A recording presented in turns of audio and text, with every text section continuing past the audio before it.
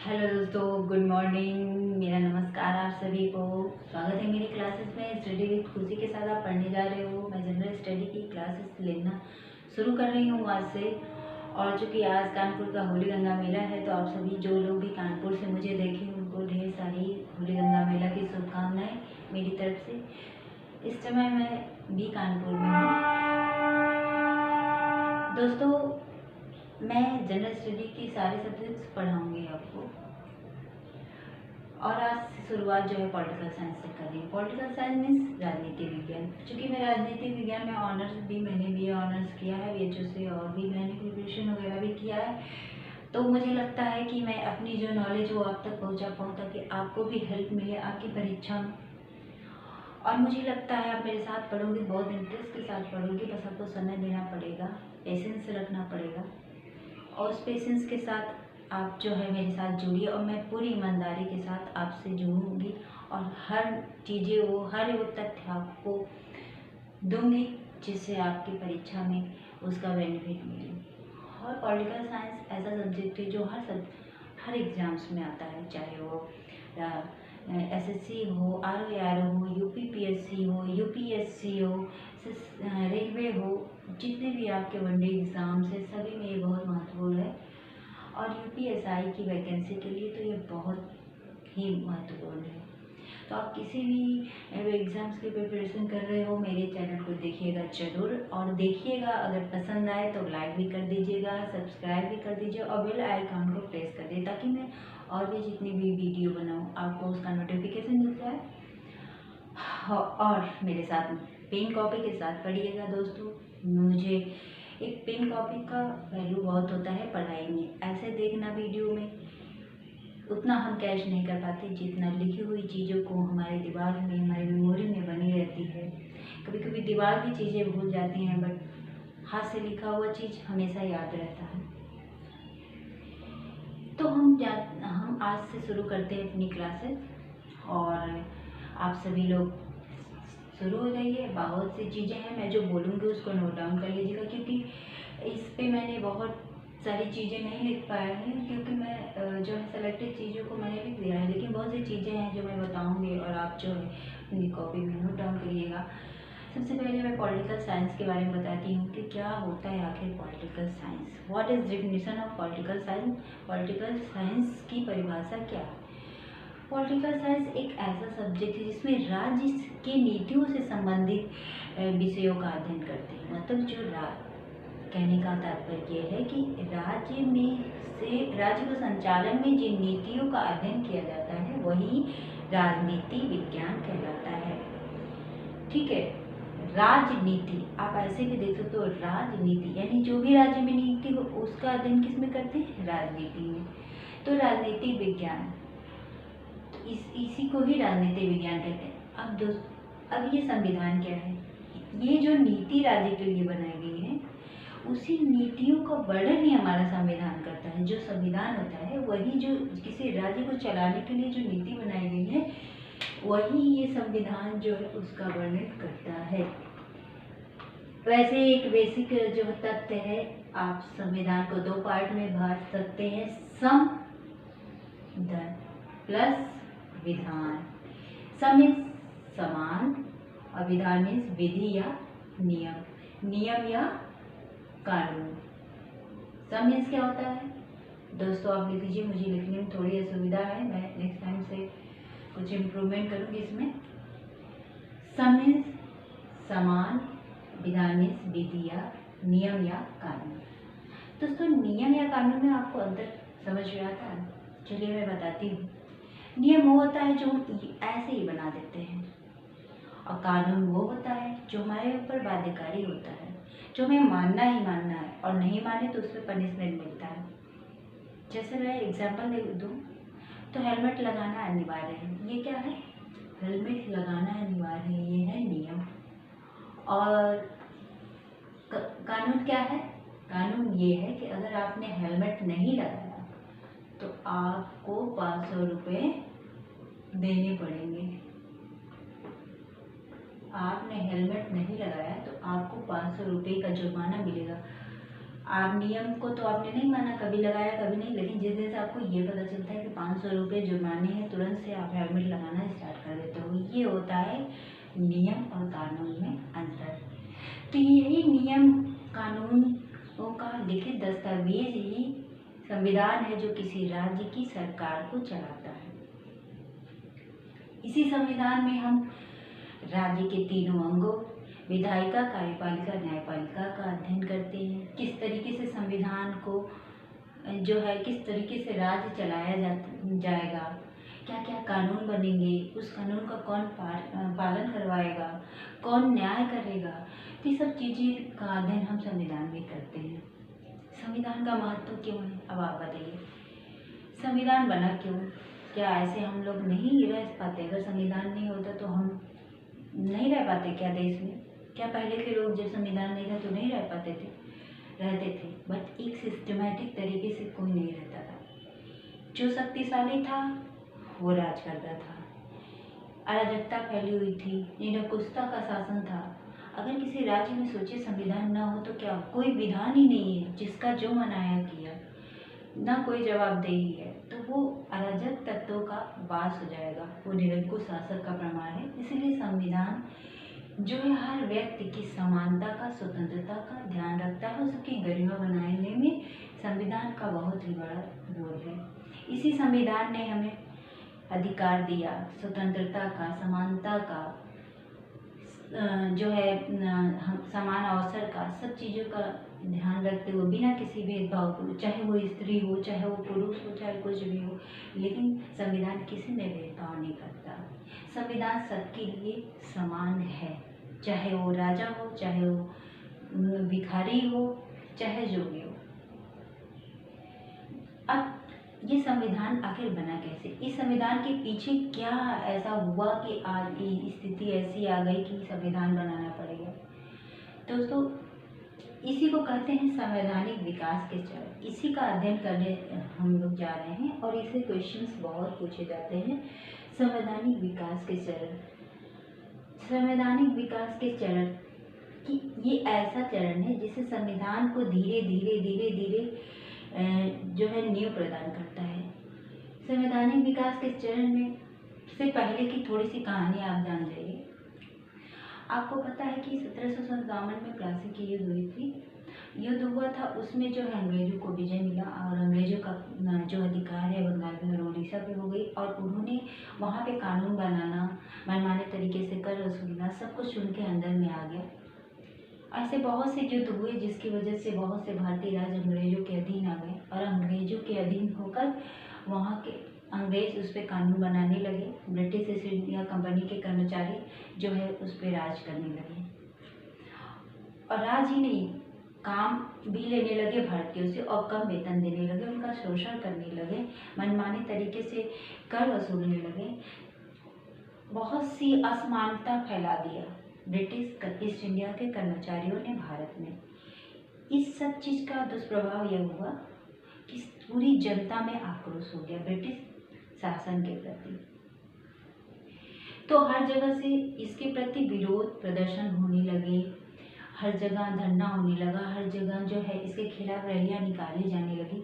तो जब ये बात ब्रिटिश ईस्ट इंडिया कंपनी यानी इंग्लैंड में पहुंची, तो इंग्लैंड ने इसको नियंत्रित करने के लिए पहली बार 1773 का चार्टर एक्ट भारत में जो ईस्ट इंडिया कर्मचारी थे जो मनमाने तरीके से शासन करते, उन पे संसदीय नियंत्रण स्थापित करने के लिए पहला लिखित नियम भेजा उन्होंने, कि मतलब कि जो असंतोष है उसको कम किया जा सके, और कि उन्होंने कुछ नियम रूल बनाया, जिसमें सबसे महत्वपूर्ण बात ये है कि उन्होंने मतलब कुछ कंट्रोलिंग डायरेक्टर की नियुक्ति कर दी, बोर्ड ऑफ कंट्रोल की जो है मतलब बना दिया, बोर्ड ऑफ डायरेक्टर बना दिया। मतलब ये लोग क्या करेंगे, ये लोग रूल के हिसाब से उन लोग को गवर्न करेंगे, जो भी ईस्ट इंडिया के कर्मचारी भारत में शासन कर रहे हैं। तो 1773 के एक्ट में एक सबसे महत्वपूर्ण है जो एग्जाम्स में पूछा जाता है कि बम्बई और मद्रास को कलकत्ता प्रेसिडेंसी के अधीन कर दिया गया। यानी बम्बई, मद्रास और कलकत्ता तीनों अलग अलग प्रेसिडेंसी थे, अलग अलग इनका अपना रूल था, लेकिन इन तीनों को क्या कर दिया गया, कलकत्ता प्रेसिडेंसी के अधीन कर दिया गया और कलकत्ता के गवर्नर जनरल को इन तीनों यानी बम्बई, मद्रास और कलकत्ता प्रेसिडेंसी का गवर्नर जनरल बनाया गया। और पहले गवर्नर जनरल कौन थे, वारेन हेस्टिंग। एग्जाम में पूछता है, पहले गवर्नर जनरल वारेन, बंगाल के पहले गवर्नर जनरल वारेन हेस्टिंग थे।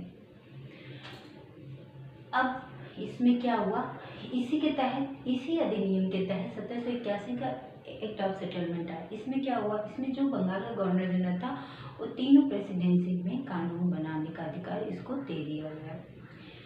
इसी के तहत जो है 1773 के ही तहत 1774 में कलकत्ता में सर्वोच्च न्यायालय की स्थापना हुई और उसके पहले जो है न्यायाधीश थे सर एलिजा हेम्पे। सारे एग्जाम्स में पूछे जाते हैं, आप इसको नोट डाउन जरूर कर लीजिएगा।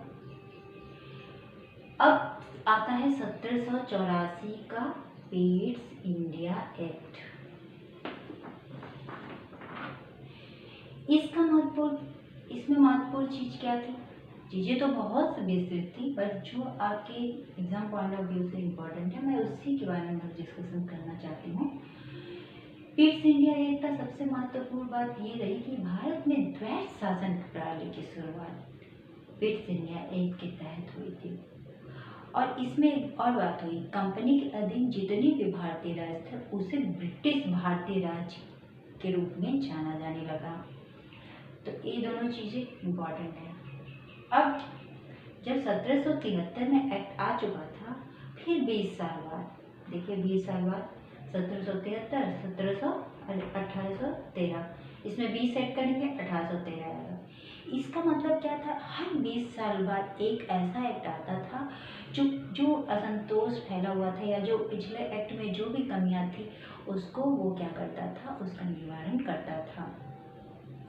तो इसी प्रकार से जब 1813 का एक्ट आया, इसमें बहुत बड़ा संशोधन हुआ कि कंपनी के व्यापारी एकाधिकार को समाप्त कर दिया गया, सिवाय चाय व चीन के साथ व्यापार को छोड़कर।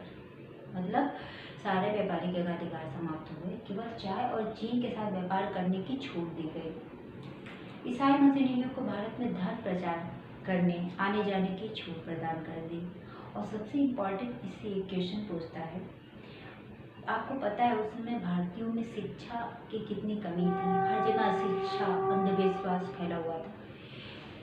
पहली बार हर प्रतिवर्ष 1 लाख रुपए शिक्षा पर व्यय होने का इसी एक्ट में मतलब प्रारंभ हुआ। मतलब शिक्षा पे हर साल 1 लाख रुपए जो है मतलब खर्च किया जाने लगा। ये सबसे इम्पोर्टेंट है, पूछा जाता है कि पहली बार किस एक्ट के तहत भारतीयों के शिक्षा पे खर्चा किया गया। तो 1813 के चार्टर एक्ट में भारतीयों को शिक्षा पर प्रतिवर्ष 1 लाख खर्च करने की शुरुआत हुई। देखिए अब ये चरण जो है हमें धीरे धीरे अधिकारों के बारे में बता रहे हैं, धीरे धीरे कैसे कानून बनाना है, कैसे जो है उसको मतलब उसको क्रियान्वयन करना है, ये धीरे धीरे हम सीख रहे थे।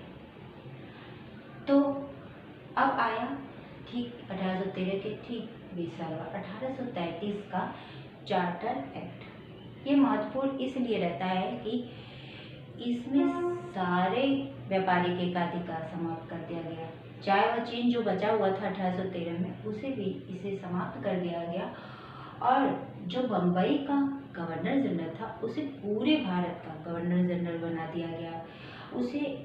उसे मतलब उसका दायरा बना, वो कानून जो है पूरे मतलब भारत के लिए बना सकता है। अब वो केवल बंगाल के और कलकत्ता के और बम्बई मद्रास कलकत्ता के लिए ही नहीं, पूरे भारत के लिए कानून बनाएगा। वो भारत का गवर्नर जनरल कहा जाएगा। उसका नाम क्या है, लॉर्ड विलियम बेंटिक। ये भारत का पहला गवर्नर जनरल।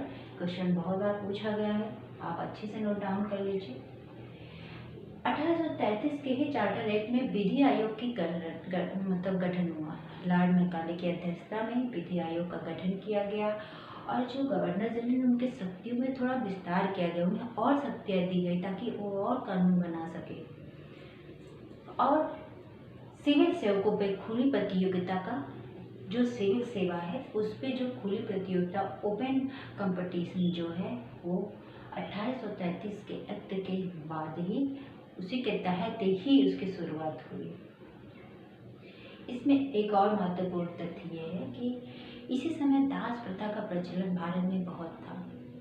तो 1833 के एक्ट के तहत ही 1943 में, मैंने लिखा है यहाँ पर 1943 में दास प्रथा को गैर कानूनी घोषित कर दिया गया। आप लोग नोट डाउन कर लीजिए, दास प्रथा को गैर कानूनी घोषित किया गया 1943 1833 के एक्ट में।